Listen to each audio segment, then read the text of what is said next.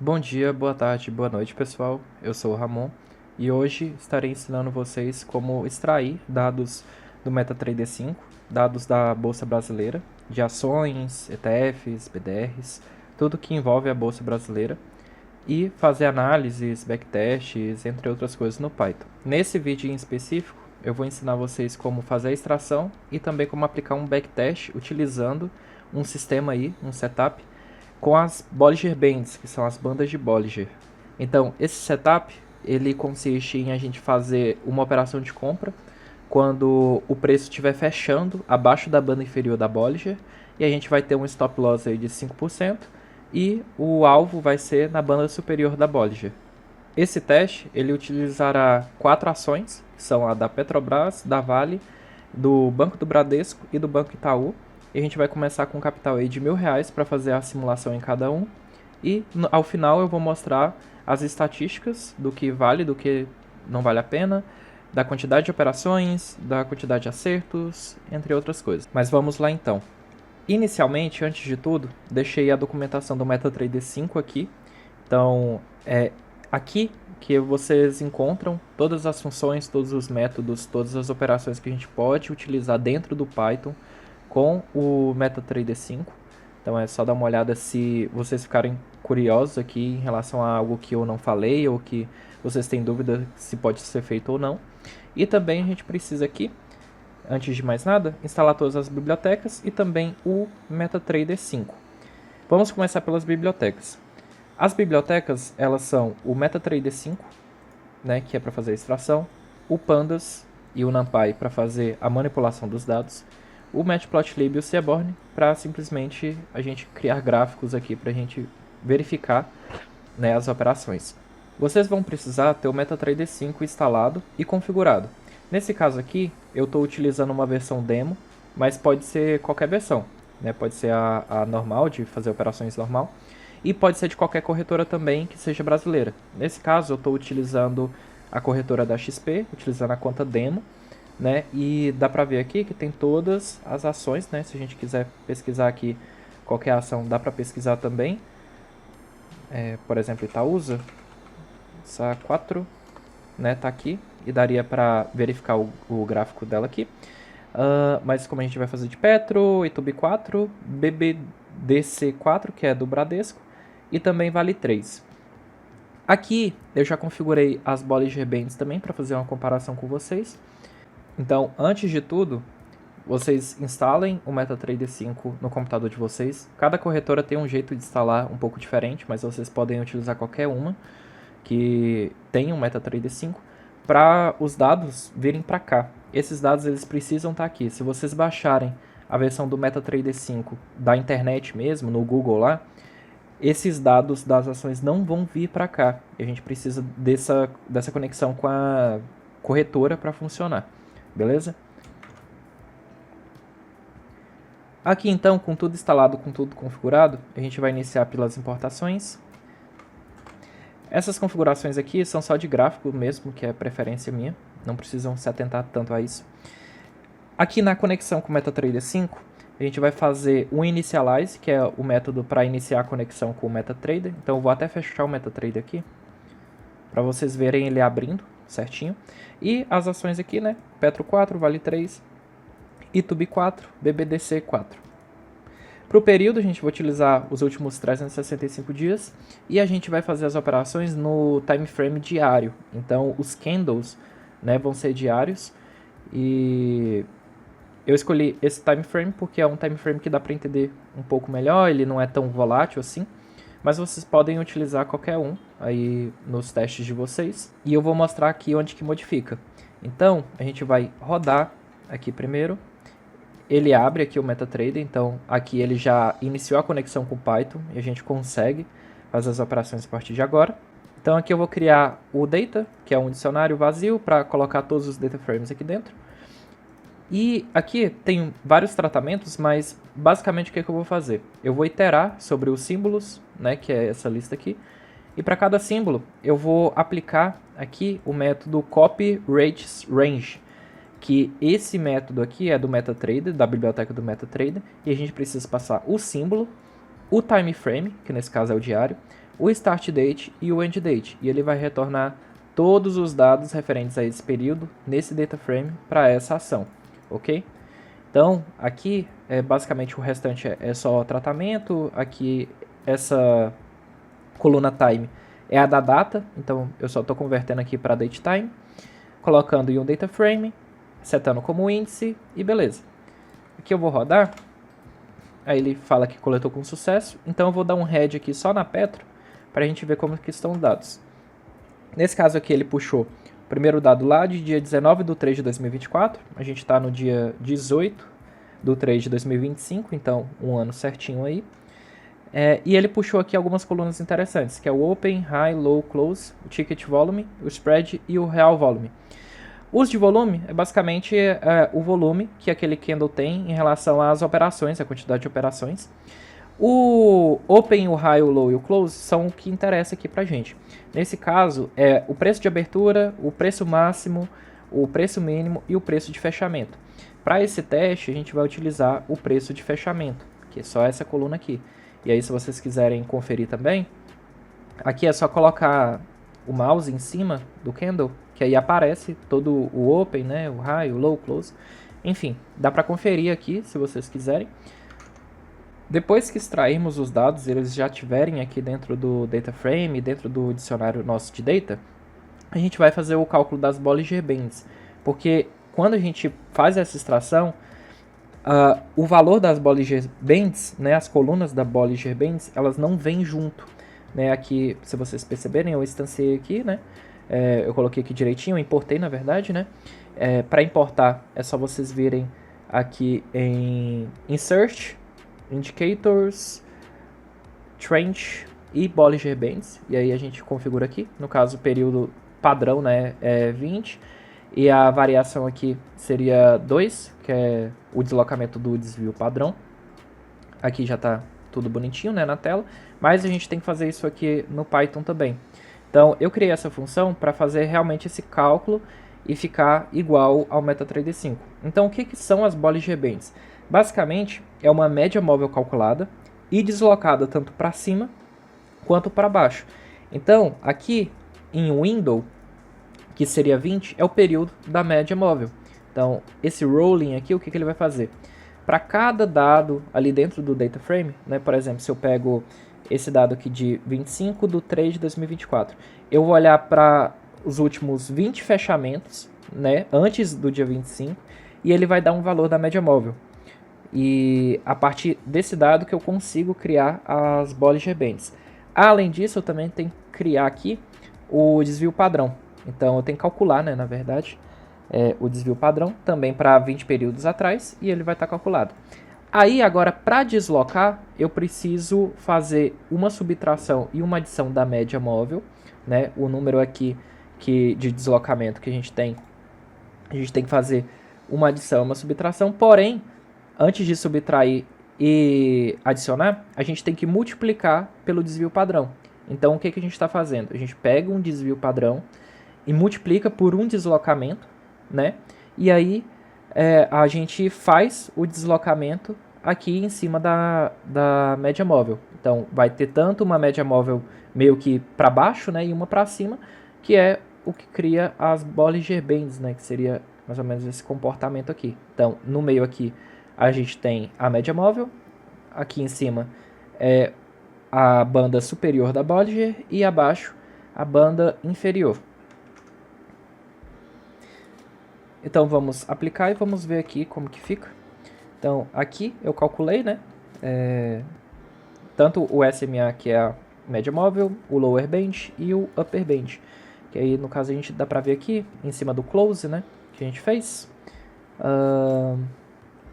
Aqui no caso, então, por exemplo, o fechamento foi 32,33 e a banda inferior ficou em 28,82 e a banda superior em 33,06. Aqui vale ressaltar que o tempo aqui está em dia 16 do 4 e aqui eu puxei do dia 19 do 3, mas tem um detalhe. Como a gente colocou um deslocamento de 20, para calcular a primeira média móvel tem que se passar 20 dias. Então por isso que tem esse deslocamento aqui.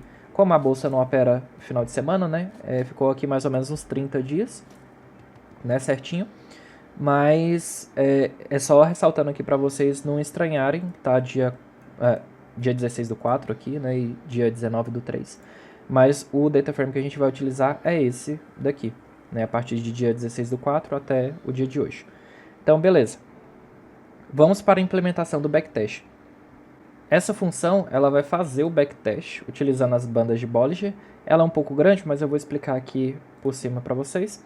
Então a gente tem um inicial capital, um stop loss porcentagem, no caso aqui eu coloquei 5%, né? E vamos lá. Essa lista aqui é para colocar os trades que a gente for fazer. Aqui é para colocar a nossa curva de patrimônio, capital inicial aqui. Beleza? E isso aqui é uma flag para saber se tem alguma posição ativa, porque a gente vai fazer uma posição por vez. Então, se a gente fizer uma compra, a gente tem que esperar a gente fechar essa compra para iniciar uma nova compra, né? Uma entrada, no caso. Então, aqui a gente vai iterar sobre tudo o data frame. Vai começar aqui, né, pelo I0, que seria o primeiro registro do data frame. A gente sempre vai dar um append aqui no current date e no capital, né, que é para a gente acompanhar a evolução e também os prejuízos, né. Se uma posição não tiver ativa e o current day no close, né, que seria o dia de hoje, o fechamento de hoje, for menor que a banda inferior, eu vou fazer uma entrada. Então, aqui eu salvo tanto a data quanto o preço de entrada. O stop loss, o que a gente vai fazer? Vai subtrair de 1 o stop loss porcentagem, que vai virar 0,95 aqui. Vamos multiplicar pelo preço de entrada e vai dar o valor do stop loss. E o position size é o tamanho da posição. Quando a gente está fazendo na bolsa mesmo, não tem como a gente comprar fracionado, que no caso aqui está saindo o resto, né? A divisão aqui é por resto, mas isso aqui é só para efeito didático, para a gente não ter que ficar fazendo somas do restante, né? Por exemplo, se eu comprei uma quantidade X e deu R$980, não tem como eu comprar mais uma cota. Eu teria que ficar somando esse 20, né, ao final, mas aí para efeitos didáticos eu deixei aqui 100. E a gente coloca a posição ativa no true, né, para ele não entrar aqui se a posição estiver ativa. Se a posição estiver ativa, o que vai acontecer? A gente vai verificar se passou do stop loss, e a gente tem que dar um preço de saída aqui, né? Atualizar o preço de saída, na verdade. E também a gente tem que verificar se deu o alvo, se a gente alcançou o alvo aqui e a gente atingiu a banda superior da Bollinger. E aí a gente atualiza o preço de saída aqui também. Se o preço de saída for válido, ou seja, se tiver entrado em alguma dessas posições aqui, o que a gente vai fazer? A gente vai atualizar um novo capital, a gente vai verificar a porcentagem do trade, né, quanto que ele deu de retorno, e aqui a gente vai colocar em trades, né, um dicionário com todas as informações. Então, a data de entrada, a data de saída, o preço de entrada, o preço de saída, o retorno e o novo capital. E aqui a gente só coloca a posição ativa igual a false, para ele já estar disponível para fazer novas operações. Se ele terminar todo esse processo e tiver alguma posição ativa, aí ele vai fazer o mesmo processo aqui para finalizar a posição. Isso aqui também é efeito didático, só para se tiver alguma posição ativa e a gente, no caso aqui, quer saber, né, como que estaria o resultado, aí estaria ou negativo ou positivo, mas como a gente quer fechar todo o processo antes de ver os resultados, aí não ficaria nenhuma posição aberta. A gente veria aqui um último trade, né? Aqui ao final a gente vai simplesmente transformar tudo em data frame.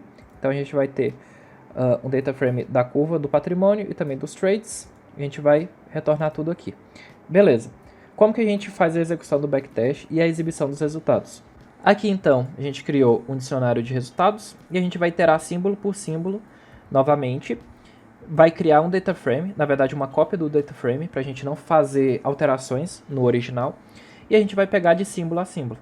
Então, a gente vai iterar primeiro sobre Petro, depois Vale 3, depois Itobi 4, depois BBDC 4. E aqui a gente vai fazer o backtest. Então, eu vou chamar a função, ele vai fazer todo o processo, vai colocar aqui dentro de resultados, vai fazer alguns prints para a gente verificar o processo e também vai plotar aqui a curva de capital, beleza?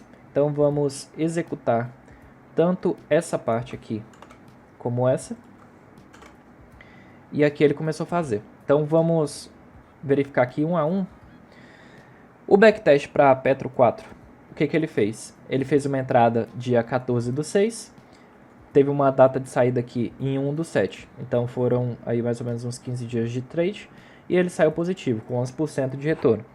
Aqui ele teve um stop loss, que é fixo, né, de 5%, e os outros dois ele conseguiu aqui se sair bem também. Deu para perceber aqui, ó, que esse último trade dele aqui, ele finalizou no dia de hoje. Hoje é dia 18. Então, ele finalizou porque ainda estava aberto, só que como a gente quer o resultado aqui, então ele fecha só para dar o resultado para a gente. Mas provavelmente esse trade ainda não acabou. E aí ele escalaria ainda para a Bollinger Band superior ou daria o loss, né? Aqui como está positivo, seria interessante para a gente. Beleza, então em um ano, com R$1.000, a gente teria R$1.152 atualmente com Petro 4. Para Vale 3, a gente vê aqui que teve algumas entradas também. E foram 2 negativas e 2 positivas, sendo que as positivas ficaram abaixo, né, do prejuízo. Então, teve mais prejuízo, né, na verdade, do que teve de lucro. Aqui para a YouTube 4, a gente teve 2 losses. E a gente viu aqui que esse aqui está menos 0,22, por quê? Porque provavelmente ele saiu na banda superior da Bollinger, só que ela estava abaixo do preço de entrada. Então pode acontecer isso, né? Aqui no caso a gente viu que o trade foi um mês para encerrar, né? Um mês e uma semana para encerrar. Então o que pode acontecer? Ele não atingir o stop loss de 5%, mas a Bollinger ir declinando até chegar a um ponto que fica negativo ali. E aí teve um stop loss aqui de 0,22 só. Teve um lucro aqui também de 4% e outro stop loss de 5%. Beleza, aqui ficou praticamente a mesma coisa, né? Teve um prejuízo de R$15 durante o ano. E nesse aqui, que seria para Banco do Bradesco, né? A gente teria R$926 e foi o papel que teve mais trades, né? Mas teve muitos losses aqui também. Beleza. A partir daqui a gente conseguiu ver toda a curva de capital, viu alguns trades e agora a gente vai resumir isso. Então aqui no Summary Results, o que a gente quer fazer? A gente quer tanto fazer a média de retorno, a porcentagem de ganho e o total de retorno, também com o total de trades. Né? E aí a gente salva todos os resultados. Então aqui a gente calcula o total de trades, o total de retorno, a média de retorno e a porcentagem de ganho, né? E aí a gente vai salvar tudo em um data frame. Então vamos fazer esse processo. E aqui a gente tem um resumo dos resultados. Então a gente vê aqui que Petro 4 foi a melhorzinha mesmo, porque deu 15% de retorno, né, nesse ano. Foi um resultado interessante, apesar de ter tido somente 4 trades. Então, a gente viu que é 75% de ganho, mas seria uma estratégia que a gente teria que validar por mais tempo para ter uma confiança estatística maior, né? Porque somente 4 trades é muito baixo. E aqui, em relação a total de trades, o mais interessante foi o Banco do Bradesco mesmo, né? Que ficou com 7 trades aqui, porém teve um resultado muito negativo. Banco do Itaú ficou praticamente no empate, né? 1% a menos, mas é ruim, né? Uma estratégia que dá esse resultado. E Vale 3 também deu um resultado bem ruim, com 7% aqui, né, de prejuízo. E uma média aí de retorno por trade de 1,86 negativo. A partir do momento que a gente fazer isso tudo aqui, a gente pode dar um shutdown no MetaTrader 5 e aí ele vai encerrar a conexão. E a gente teria aqui agora que iniciar a conexão novamente para fazer algum procedimento em relação à extração de dados. Mas para fazer testes não precisa, porque a gente teria aqui já o data frame salvo. E a gente consegue salvar também, né, localmente, entre outras coisas que daria para fazer. Então por hoje é isso, pessoal. Esse foi o vídeo de hoje. O intuito aqui era realmente mostrar para vocês como que faz essa extração de dados e como que faz, né, um possível backtest aqui utilizando o Python. Eu utilizei aqui, né, somente um período, utilizei poucas ações, mas dá para escalar isso e fazer para várias ações ao mesmo tempo. Dá para analisar, né, com o data frame.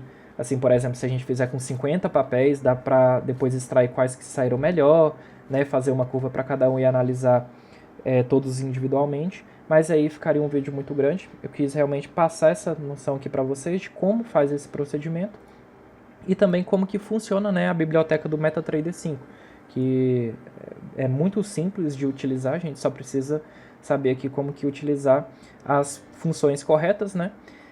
E é isso, pessoal. Alguma dúvida que vocês tiverem, pode deixar aí nos comentários que eu estarei respondendo.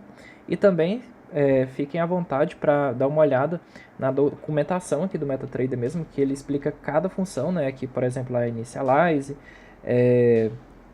tem aqui o Copy Rates, né? Range, que foi o que eu expliquei para vocês.